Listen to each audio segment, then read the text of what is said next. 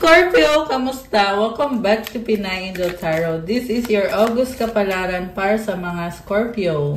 General love reading, kaya maaaring mag-resonate o hindi. Pero pag nag-resonate, comment nyo para alam ko. Kamusta kayo guys? Comment present para alam kong nanonood kayo. Tingnan natin anong mga mensahe for Scorpio.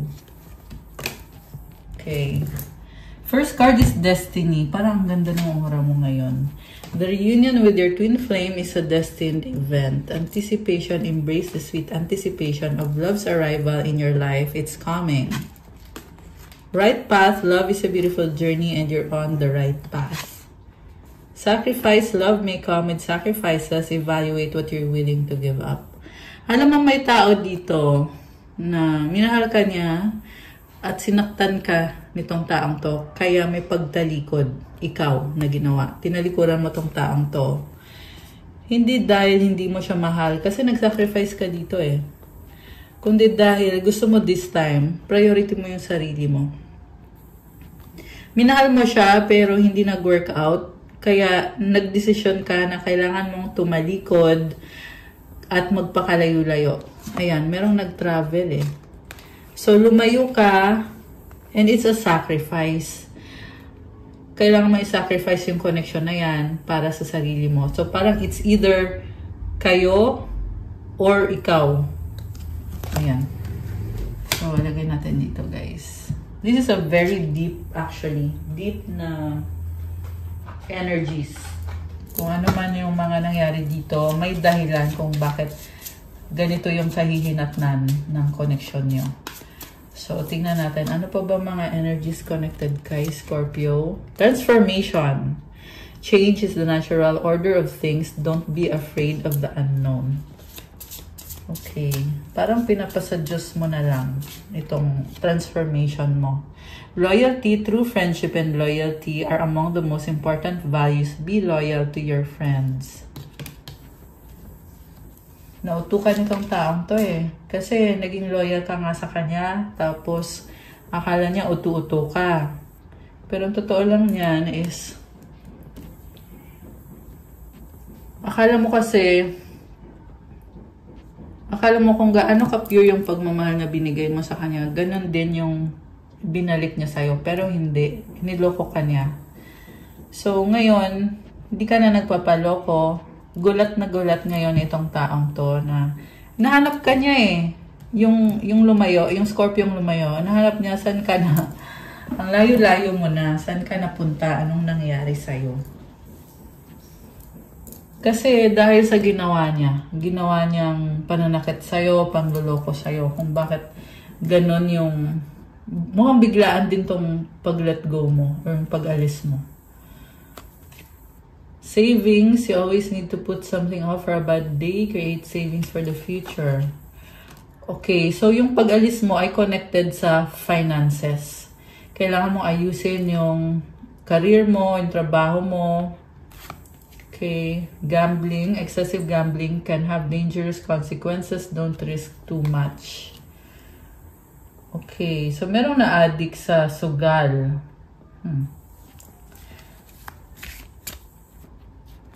So, siguro nga, it's a risk. Sabi nga, sacrifice, di ba? It's a sacrifice na piliin mong ayusin yung kaperahan mo kaysa naman magstay ka sa isang relationship na hindi ka masaya. Okay. New beginning. Oh, wow. Ang ganda. Oh. You will start a new job and life. A clean sweep over. Hit the reset button. Okay. So, ito na nga yun. Inaayos mo ngayon yung finances mo. Savings, ayun, merong nag-iipon dito. Okay, it's like a risk, gamble, or sugal yung bagong simula para sa'yo. So, sinasabi lang naman dito na enjoy mo yung bagong simula, enjoy mo yung new beginning. Kasi, although it feels like napaka-laki ng kapalit, pero, I mean, aanhin mo naman yung isang relationship na hindi ka naman fulfilled kasi niloko ka, di ba? So, tama naman yung ginagawa mo na unahin mo na lang yung sarili mo. Kasi kung totoong mahal ka nitong taong to, Actually, iniisip ka nitong taong to. Okay? Pero kung totoong mahal ka niya, siya na mismo, kusa niya nga ayusin yung connection niyo. Hindi mo na po problemahin kung anong susunod. Okay? Kasi sa nakikita ko sa'yo, Scorpio, dito sa energy mo, kung sino man tong Scorpio na nasagap natin, ayaw mo sanang bitawan itong taong to. Kaso lang, kailangan mo ding mamili para sa sarili mo. Okay. So, tingnan natin, ano ba ang mga gustong iparating sa'yo itong taong to. Okay, yung message galing sa taong ito. Let's forget the past. Ano pa? Parang ayaw magsalita. You're a God-given gift. Please help me, I need it. Ano pa? Meron pa ba or wala na? Parang ayaw magsalita nitong taong to. Thinking of you makes me smile. Okay, I want to be with you. I wish things were different. Okay, alam mo, nakikita ko dito, niloko ka nga niya kasi hindi siya nakontento sa'yo. Pero ngayon, natauhan na siya na mali yung ginawa niya, na hindi siya nakontento, na hindi niya nakita yung value mo. Nasaktan ka niya at yan ang dahilan ng pagtalikod mo. Hindi niya pinahalagahan yung feelings mo. You give me strength. I don't believe you. Ayan. So, ginamit ka lang niya. Yung iba sa inyo, guys, gusto niya yung energy mo. Akala niya hanggang dun ka na lang. Hindi niya alam kung gaano kalalim para sa'yo yung connection na meron kayo, yung the fact na pinili mo siya, the fact na nakapagrelasyon ka sa kanya, hindi niya na-appreciate. Love me. Very greedy and selfish yung nakikita ko. I'm struggling right now. Very needy, codependent. Open your mind. Inutukan itong taong to sa totoo lang. Parang sinidus ka niya eh. Para pagbigyan mo siya kung ano yung mga gusto niya. Okay. So, parang, ang nakita ko dito, enjoy lang. I know I messed up. Ayan, tama. In-enjoy lang niya, pero in-enjoy mo rin, pero hindi mo alam na may pangluloko na palang nagaganap. Kasi dito sa mess up na energy, it's clear to me na may kabit or may iba siyang kasex. Ayan. Nakakaloka. I lied and regretted. Alam mo, nakakagigil. Kung sino to mga Scorpio na nasagap natin, comment kayo, guys, kasi nanggigigil ako dito sa taong to na gumawa nito sa'yo. Okay? Parang parang nakikita ko dito yung actual na mga pinagdaanan mo dito sa taong to. Tingnan natin. Gusto ko kasing makita at gusto ko rin ipakita sa inyo, ano bang feelings naman ni Scorpio? Ikaw, ano bang feelings mo dito sa taong to? Ano bang, parang ayaw mo na din magsalita. Kanina yung other person yung ayaw magsalita. Ngayon, si Scorpio naman yung ayaw. Okay, I appreciate you. Okay.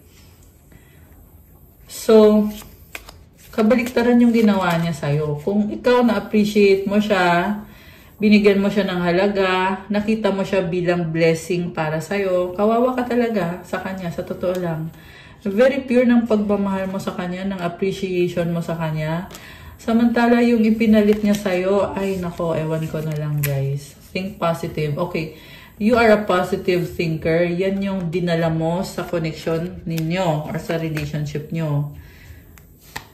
You're a God-given gift. Ayan, nakita mo talaga siya kung ano siya, bilang gift siya ni God para sa'yo. Pero the problem is, siya hindi niya nakita yon sa sarili niya. Hindi niya nakita na blessing siya, na gift siya galing kay God. Please help me, I need it. Okay, mukhang naging codependent ka sa taong to. Kasi nga, akala mo nga kasi na siya yung God-given gift para sa'yo, na ibabalik din niya sa'yo yung appreciation na binigay mo sa kanya. Pero unfortunately, hindi yun yung nangyari. Okay? Kaya, you really, you had a bad connection. I can't move on from you. Ayan, naging codependent ka. I'm struggling right now. I want to be with you. Okay? So, yeah, naging codependent ka sa taong to. Love me. You make me happy. Actually, naging masaya kayo talaga. You're all I need. Pero yun lang, codependent. I know I messed up. So, ibig sabihin, mukhang meron ka pang kailangan i-clear sa energy mo. Okay? You need to cut the cords. Para once and for all, hindi ka nagambalain itong taong to. Although, nakita ko naman dito yung pagtalikod mo eh. Tsaka yung mga decision mo na mas piliin yung sarili mo. Okay? Ano pa bang nararamdaman mo dito sa taong to? I cry at night. Parang iniiyak mo na lang every time na nakikita mo na hindi ka niya pinapahalagahan, na wala siyang panahon sa'yo, or niluloko ka niya harap-harapan. People don't believe in me. I need your time and commitment. Kawawa ka dito. Kawawa ka talaga. Parang when it comes to sex, parang napipressure ka pa. May mga expectations siya sa'yo na ayaw mo. Ayan. So, buti na nga lang din at ikaw na mismo yung tumalikod. Yung iba sa inyo guys, tatalikod pa lang. So, okay. Ngayon, tingnan natin from the tarot. Ano ba ang intention nitong taong to kay Scorpio? Ano ba ang intention at iniisip niya? Okay. Wait lang guys.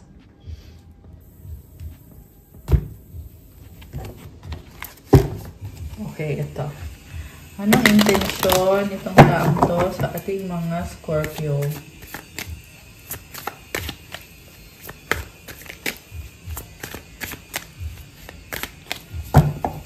Okay, intensyon itong taong to kay Scorpio. Okay, Knight of Swords.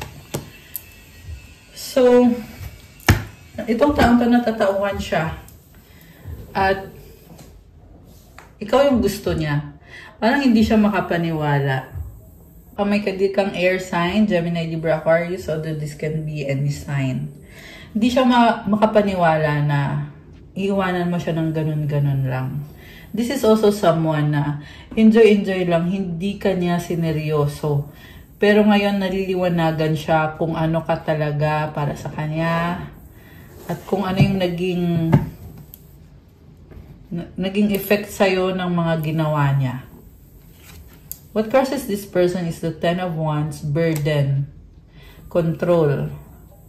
So, yun yung nangyayari. Pinaglaruan ka lang niya at kinontrol ka niya. Hindi naman ibig sabihin nun na hindi ka niya minahal. Kasi Fico dito, minahal ka naman niya, kaso lang may control issues. Yung iba sa inyo may anger issues yung kadil nyo, guys. So, gusto niya maging sunod-sunuran ka. Akala niya hanggang dun ka lang. Hindi niya nakita yung value mo. Baka may kadil kang fire sign, Aries, Leo, or Sagittarius. Although this can be any sign. Okay. Queen of Swords. Ngayon natatauhan siya. Nagkakaroon siya ng realization. And pinag-aaralan niya eh. Nine of Cups. Eight of Pentacles. Ace of Pentacles. Okay. Overall energy niya sa bottom of the deck is the Three of Cups. Okay. I'm seeing a third party situation na palipat-lipat siya. Yan din yung dahilan kung bakit hindi siya nagseryoso kasi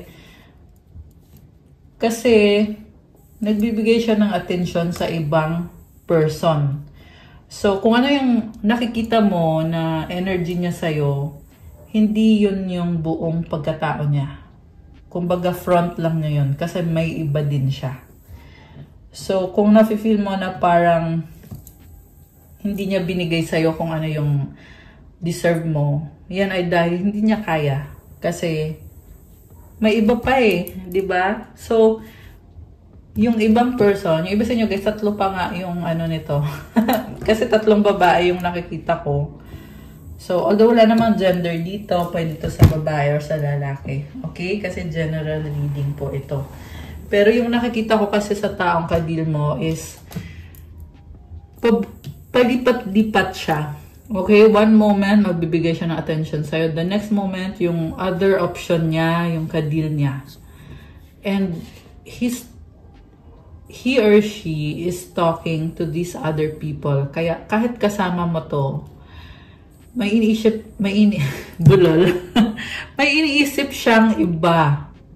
Ayan, ramdam mo to na parang may something. Kumbaga, may red flags. Okay. And nagtanong ka naman sa kanya tungkol dun sa red flags na yon. Kaso lang yung sinagot sa'yo or yung sagot na binigay sa'yo is busy. Parang sinabi lang niya na busy lang ako, focus ako sa work ko, ganyan. Pero yun pala, ang totoong dahilan is may iba. Okay? Actually, totoo din naman yung sa work, kaso lang hindi yun yung buong kwento. Meron siyang iba dito. Tsaka may addictions din to. Pwede addiction sa alak, addiction sa sex. Kung anong addiction man yan, meron siya. And then, so, sa simula, very promising yung pinakita niya sa'yo na, pinapakita niya sa'yo na mahal ka niya talaga, very pure yung intention niya sa'yo. Pero lumabas din yung totoong kulay. Para siyang parang multiple personality or dual personality. Kasi one moment, very pure ng pagmamahal sa'yo. The next moment, may iba na siyang kasex. Ayan, sorry. Kasi yan kasi yung nakita ko dito sa reading. Kaya kailangan ko lang sabihin, guys. Sorry kung medyo harsh yung pagkakasabi ko. Okay. Pero you get the message. Yun yung mahalaga. So, yun yung mga ginawa nitong taong to. So, ngayon natatauhan na siya and iniisip niya ngayon na pag binigyan mo lang talaga siya ng chance, babawi siya sa'yo ng bongga. Ngayon, di siya makapag-focus sa trabaho niya kasi nga, hindi niya maayos mo na yung sa inyo. Gusto niya munang ayusin. Pero eventually, iniisip niya na pag okay na kayo, aayusin na yung finances niya. 444 on the screen. Okay. Supportive energy is the Queen of Rods. This is someone who really wants to commit with you. Kumbaga, kahit may iba siyang mga kakonect, ikaw talaga yung gusto niyang maging partner or gusto niyang magkatuluyan kayo. Okay? Tingin niya sa'yo ngayon, Knight of Cups. Tingin niya sa'yo ay nasa iba na yung attention mo or naghahanap ka ng iba na magmamahal sa'yo. Parang tingin niya sa'yo ay codependent ka sa kanya. Kaya gusto kanyang kumbinsihin na ibibigay niya sa'yo kung anong kailangan mo. So, it's a trap. Kaya, huwag kang ma-fall sa trap na yon. Kasi nakikita ko dito, ang gagawin niya is mamanipulate ka niya ulit. Ayan.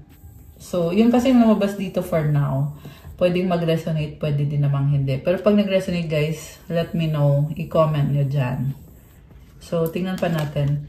We have 10 of Swords as the mutual energy. This is an ending and the outcome is Queen of Cups. Oh my gosh. So, parang ngayon hanggang tingin na lang siya sa'yo. Yan ngayon yung nakikita ko dito. Mahal ka niya mahal ka pa rin niya.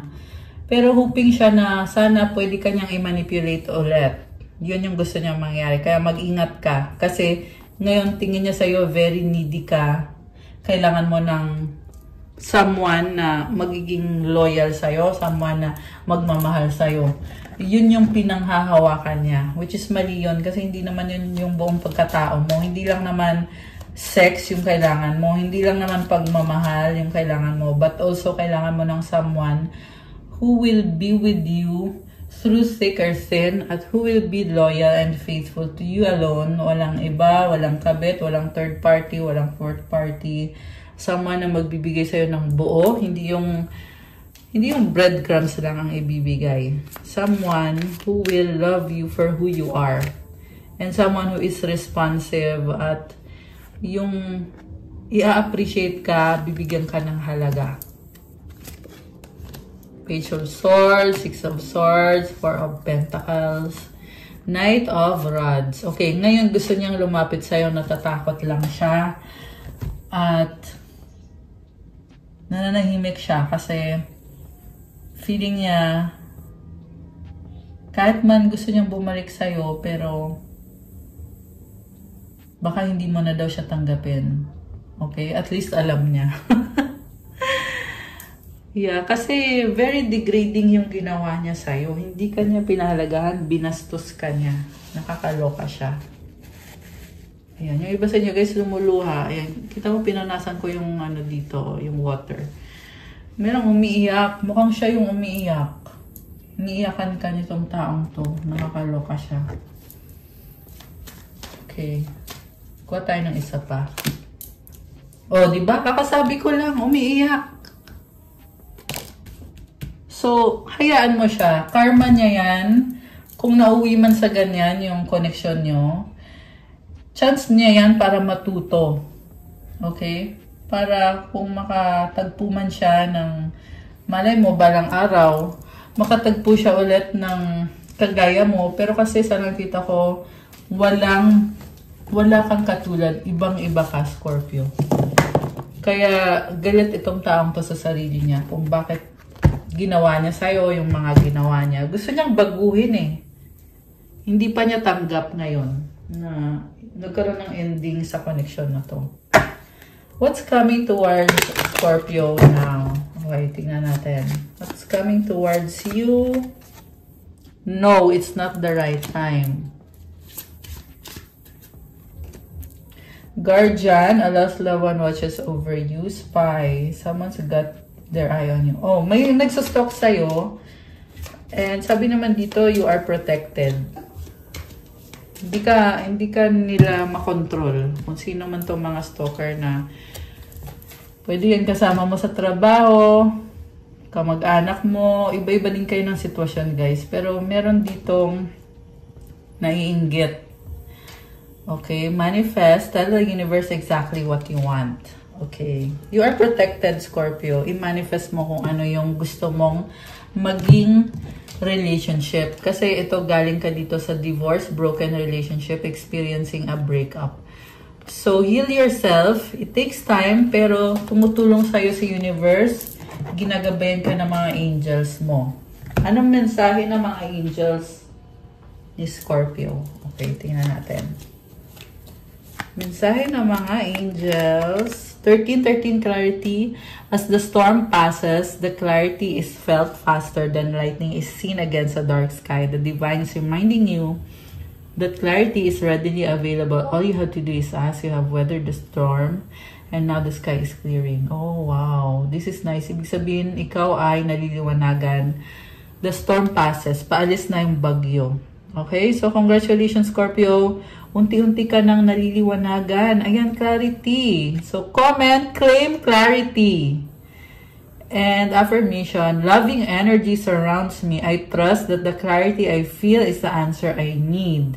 So, yung clarity daw, yan daw yung kasagutan mismo na kailangan mo. So, comment, loving energy surrounds me. Okay. Anong mensahe galing kay universe? Tingnan natin. Para sa mga Scorpio, mensahe from the universe. Okay, isa pa nga. Okay.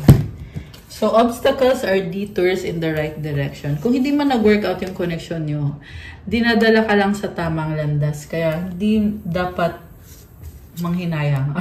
Huwag daw manghinayang kasi dinadala ka sa tamang direksyon. Ayan, guys.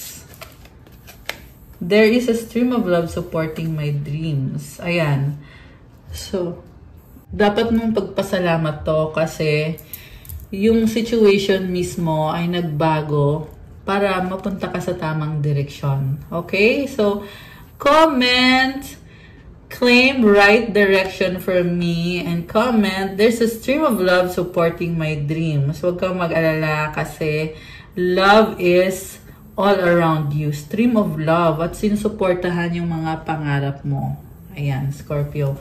Okay, guys. That's all for our August Kapalaran for Scorpio. Thank you for watching. Please like the video, comment, subscribe, hit the notification bell Kung kailangan nyo ng gabay, pwede kayong magpa-private reading. At sa private reading, ikaw mismo yung i-reading. One-on-one yun, guys. So, message nyo ako sa Viber or sa WhatsApp. Nasa description box po yung contact details ko. Check out my Instagram if you want to start your crystals journey. May mga crystal bracelets, marami at iba-iba. These are infused with special prayers and mantras. Tutulong sa'yo to enhance your manifestation power, to give you good energy, vitality, protection, healing, at marami pang iba, guys. So, iba-iba din po yung benefits bawat crystals. So, tingnan nyo po dun sa Instagram ko at pa-follow na din po kasi kailangan ko yung support nyo. Thank you, Scorpio! I love you guys. Have a good day. God bless you. I'll stay safe. See you again soon. Bye!